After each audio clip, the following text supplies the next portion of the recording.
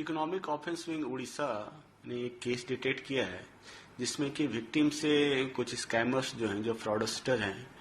उनसे courier company के नाम पे, फेक कुरियर कंपनी के नाम पे, जैसे हमारे केस में फेडेक्स के नाम पे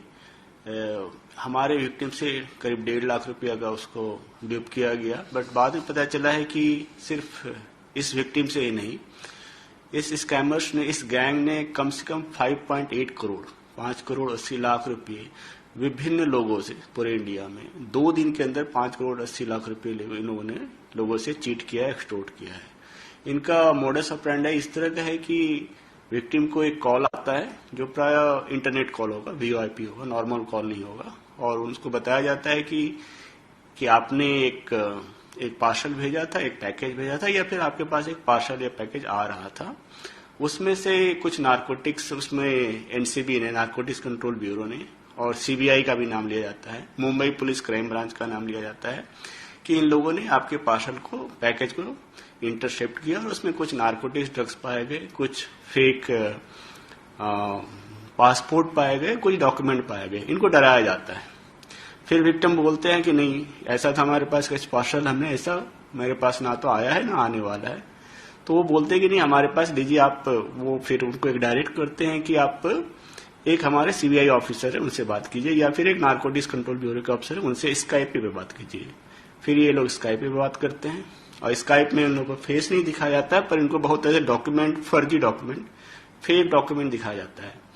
जिसमें कि ये लोग अपने आप को सीबीआई का ऑफिसर या एनसीबी का ऑफिसर बताते हैं या मुंबई पुलिस क्राइम ब्रांच के ऑफिसर बताते हैं, और इनफैक्ट रियल ऑफिसर का नाम लिया जाता है। फिर ये डर के ये जब ये प्लीड करते हैं कि नहीं हमने ऐसा कुछ नहीं किया था, उनसे मांगा जाता है, उनसे कहा जाता है कि आप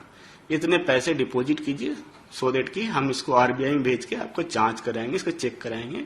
और चेक कराने के बाद यदि सही पाया गया, अगर आप इन्वॉल्व नहीं है तो आपका पैसा वापस हो जाएगा।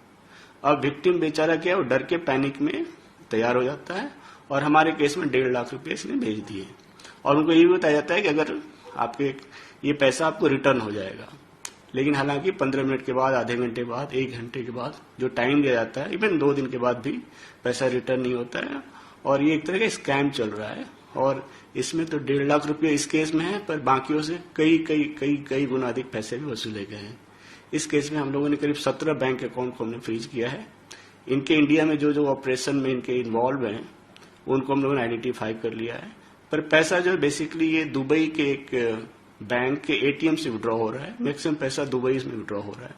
दुबई में इसका मास्टरमाइंड कौन है वो हम लोग अभी इन्वेस्टिगेशन जारी है, और बहुत शीघ्र हम लोग उसको पकड़ पाएंगे, उनको पकड़ पाएंगे।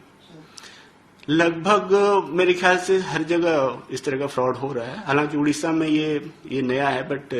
हमें जितनी जानकारी है कि बाकी सारे स्टेट में भी ऐसे काम हो रहे हैं, और लोगों को यहाँ सचेत रहना चाहिए। कि मैं इसको लोगों को अपील करना चाहूंगा कि इस तरह के फर्जी कॉल पे ध्यान नहीं दे, पैनिक नहीं हो। उनको पता होना चाहिए कि एनसीबी हो, सीबीआई हो, या मुंबई पुलिस हो, या कोई भी पुलिस हो, इस तरह के